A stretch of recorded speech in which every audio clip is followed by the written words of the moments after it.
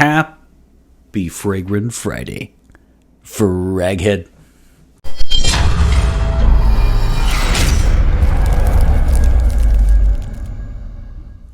Hey everybody, this is Ben here at That Cologne Guy, coming at you with my first top 5 by House of 2025. You know, it was just time to do one of these. I really enjoyed the top 5s.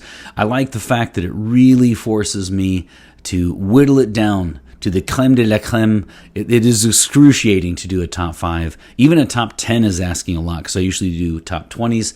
So imagine a top 5 is just that much more difficult. Now, let's lay some ground rules for the top 5. I do allow one honorable mention. So that means a 6 total because you cannot have any ties. And it is excruciating to do it this way, especially for the honorable mention. And I'll discuss that in just a second. Now, the other thing, too, I was going to call this Giorgio Armani, and I was all prepared to impress you with how he has Giorgio Armani and then he has Emporio Armani. But in 2017, he streamlined both of them. So the Emporio Armani, you've seen the bottles. It's the one that kind of looks like it's like a design that looks like an eagle. It's got some wings looking like on design anyway. So the Emporio Armani was kind of like the mid-level of sophistication. Like the Giorgio Armani was like a higher class, and this one was just a little bit more affordable. He streamlined both of those in 2017, so they are both under the same umbrella. It was always kind of considered like a sub-company, right, of it. So I am not going to separate those two. So when you leave your top 5 for Armani or Armani, please feel free to include ones by Giorgio Armani and ones by Emporio Armani, because it's the same at this point for all intents and purposes. So I wanted to point that out. Probably too much information, but hey, I love this stuff. Again, you'll always know the Emporio Armani one because it's got that very specific design on it. Now, I'm going to start off right off the bat. I'm going to tell you just how excruciating the honorable mention was. So at number 6, because like I said, this is you get 6 of them. You get a top 5 plus 1 honorable mention, no ties. Can be men, women, unisex, doesn't matter. You do what you want. Same thing with, again, the Giorgio or Emporio Armani. Now, the top 5 laid out very, very easily for me, but the honorable mention was excruciating. I have 2 that I considered up until the nanosecond that I hit record, and that is Armani Attitude, which is a 2007 coffee-based release. You've seen Armani Attitude. It's the one that looks like a lighter. So people always know the bottle more than they've actually tried the fragrance. But I have a soft spot for Armani Attitude because I feel like it flies under the radar. Everyone's like, oh yeah, the old like 70s lighter looking, bottle, but they don't know how it smells, and they're really missing out in my estimation. And then the other one that I really, really, really like a lot, oh man, if I redid this list in a couple of years, it might be, it might crack it, is, I didn't get the year actually on this one, but I think it was 2011, if I'm not mistaken. It was Emporio Armani's Diamonds Black Carrot. And that is a cacao-based fragrance. That is another one. Diamonds in general is great for Emporio Armani. And Diamonds Black Carrot is just absolutely to die for. So, it was very, very, very, very difficult. And so I hit, heads or tails right before. And I am going to go with Armani Attitude, the coffee-based 2007, as my honorable mention. Boy, I was so tempted to do a top 10 just because I wanted to include diamonds somewhere in that list, but I just can't do it. No room. That's how good Armani is. Armani Attitude, the lighter 2007 coffee-based release, very robust effort, and I feel like it doesn't get enough love, especially because it came out a year after Armani Code, and I feel like it just, a lot of people, not enough people know about it. And if you like coffee-based fragrances, absolutely consider Armani Attitude. I need to get me another bottle.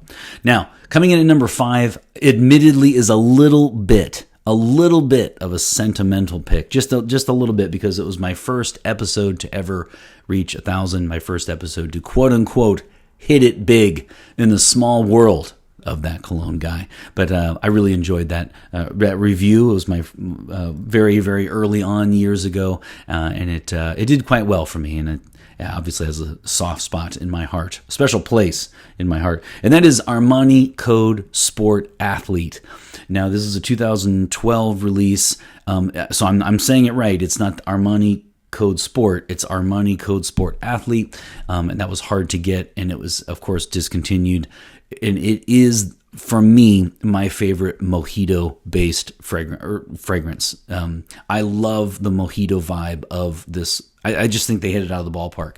What I love about Armani Code Sport Athlete is, like, it has the code DNA, kind of attention-getting, compliment-getting, masculine. But then it has that really nice, fresh mint mojito vibe to it, and that's a perfect combination for me. I really miss that bottle.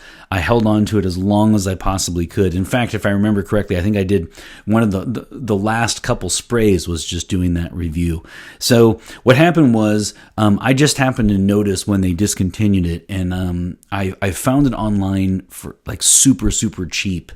And it was like I think it was $35 or $40. And like a week later, it shot up to $140. And then after that, who knows what it is now, because it's been discontinued and it's very, very hard to find. That said, man, when it comes to mojito vibes, the grand slam for me on opening day of the baseball season is Armani Code Sport Athlete. It must be on my top 5. It is 5, clear 5, but it makes it on to the top 5. Number 4 is going to be different for you. Number 4, in fact, I'll just tell you now.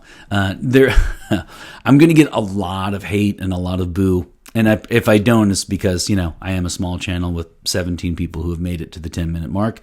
But for number 4, you'll be sad to know possibly that Profumo is just not, Acqua di Gio Profumo is not going to make it on my list. It's just not. I know it's going to make it on yours. I know if you see like 5 to 10 people leave their Armani top 5 on in the comments, I can guarantee probably almost everyone will have Profumo.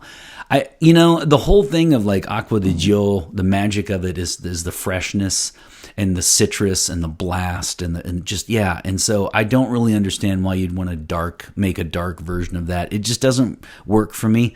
So at number 4, I have kind of a left field pick, and that is one that really got me a lot of compliments, and that is 2002's Armani Mania. Armani Mania, look, if you can get your hands on that one, Armani Mania is just a really fantastic fragrance that a lot of people don't know about. And what I like is actually it's one of the few fragrances that I've at least reviewed or seen that has vetiver in the mid and not in the base. So that is orange, vetiver, and musk, and vetiver really is in the heart of the fragrance. And I think that's one reason why I really like that one. Armani Mania is not one to underestimate. It is a great fragrance, and it deserves more love. Underrated for sure, coming in at a robust number 4 on my list. Number 3 is going to be one that will make it onto yours, hopefully, which is Armani Code. The 2006 Armani Code release was, will I call it a game changer? I will not, but I will say this. It's just a perfect designer, upper end designer, masculine release. I mean, I really think it's a classic, and yes, I understand it's synthetic, and yes, I understand it's a designer, but man, Armani Code, if you wear fragrances for compliments, then I would definitely consider one of Armani Code or one of its flankers, because say what you want. I know some of it gets hate, kind of like Invictus and these in 1 million and stuff, blah, blah, blah. But these fragrances do garner compliments if that is what you are looking for. Now, of course, when I got it because it has kind of like a new technology, a new speaker, new stereo smell to it. It has like a new product smell to it that I really appreciate. New shoes, maybe even some leather to it. It just smells like new, and I love that aspect. And then incidentally, because I didn't know when I first got it, of course, that it was going to garner a lot of compliments, which just makes me like it even more. So the bronze medal coming in at number 3 is definitely Armani Code, the original, the 2006 release. Now, a controversial pick here. Number 2, again, number 4 was Mania. That's probably might not make it on your list. This one might not either, and this one will be Profumo for a lot of you guys. But number 2 for me is an easy one. Man, I just love Acqua di Gio Essenza. I don't understand at all that whole egg, the rotten egg smell to it. Man, if you get rotten eggs out of this, I don't, maybe you got a bad bottle. I don't understand it, actually. It's got the magnetic cap. This was the one, of course, I mentioned that it's a 2012 release. This is the one I mentioned where I got the Chanel Allure Homme Sport Eau Extreme. So like I think it's like a charcoal dark gray bottle. And I sprayed tons and tons and tons. And it after a half hour, it was gone. Chanel was very, very nice. Very, very nice indeed. And I was able to send it back. I'm sorry. I really wanted it actually, but it just did not work for me. And so, you know what? I decided to replace it with this. And oh, am I glad that I did. It has also been discontinued, which is why you see I hold on to this juice very, very, very dearly. Acqua di Gio Essenza gets a lot of hate. There will be, if I were a bigger channel, people would say, how could you put this on, and Armani Mania for that matter, and not Profumo? I totally get it. I just think Acqua di Gio Profumo for me is more for people who don't like Acqua di Gio original. That's kind of how I view it, So that's my take. And I love Acqua di Gio, and so Acqua di Gio Essenza, an updated kind of EDP version of it, is just absolutely incredible. When I wear this one, I have no problem saying this is a little corny, but I do feel on top of the world, actually. I do feel invincible, unstoppable. Okay, that was a little too much, but I do really, really feel like it has the ability to change your day and to change your outlook on the day. I know you guys have a fragrance or two or more that do that for you as well. So maybe let me know in comments if you have one that really just makes you feel, positive and that you can do it and you can get through anything, etc., etc. This is one of them for me.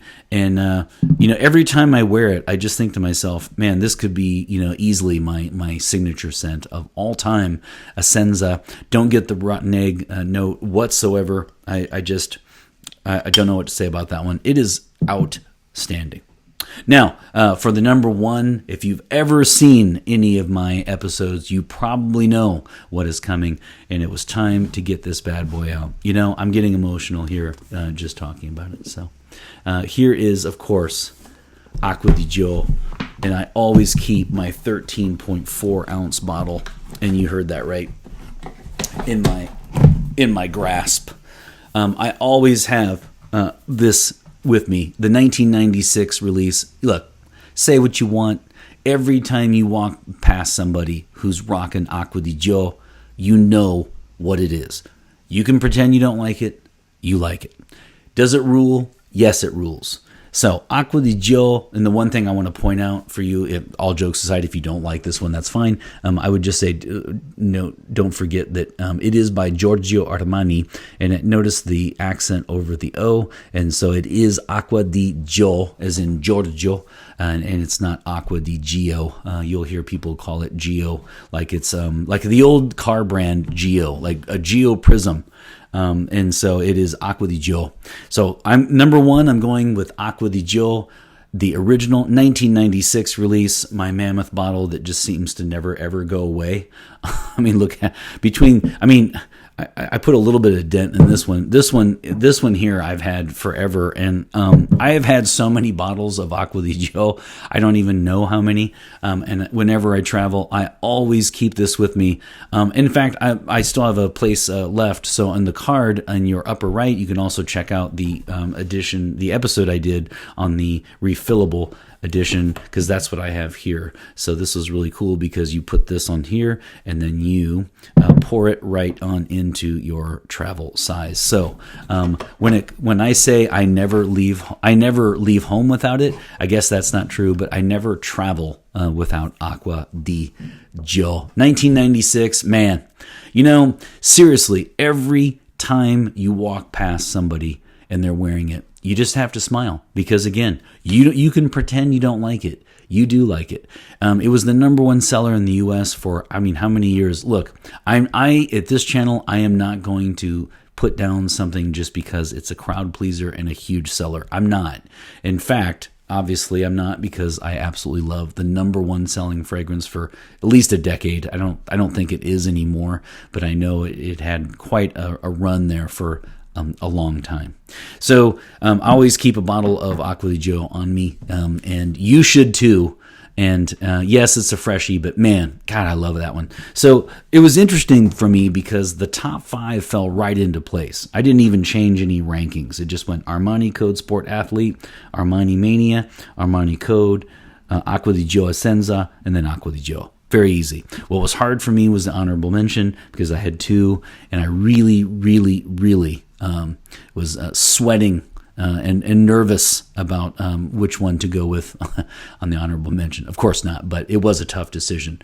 And then, in the future, of course, I know that if I redid it and did a top 10, yes, I would probably include Profumo. I would do myself a lot more favors if I would just include the ones that everyone really, really seems to like. But hey, it's my top 5, right? So it's my top 5 plus 1 honorable mention. What is yours? So let me know in comments below. What is your top 5 for Giorgio Armani and or Emporio Armani? You can include men, unisex, women's, doesn't matter. You do whatever you would like when it comes to this house. I really enjoy reviewing these houses, and as I said in the beginning, I enjoy the top 5s because it really makes me think. And I don't have any wiggle room whatsoever. If you've seen any of my top 20s, I can guarantee you they were top 10s. And then I just started making notes and I went, you know what, this is too hard. I'm going to go top 20. So top 5 for Armani. Let me know your ranking. Let me know your top 5 plus an honorable mention or your scent of the day. Or, as I asked earlier, if there's a fragrance in your collection that just makes you absolutely feel invincible, maybe we could do a whole episode on just those fragrances. That would be really cool. You have a great week. I hope you're doing well. And always remember, my friends, fragrance marks the celebration of today. Take care, everybody.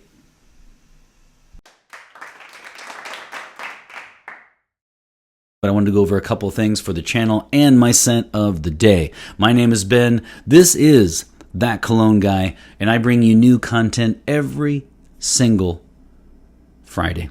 Mostly I do single fragrance reviews, and I include a bite-sized version, which means a second version of it in 4 minutes or fewer, always done in one take and no editing, and I just kind of cut to the chase. And then I do my full review where I really sit down and go through a lot of the different aspects that I want to discuss when it comes to reviewing a single fragrance.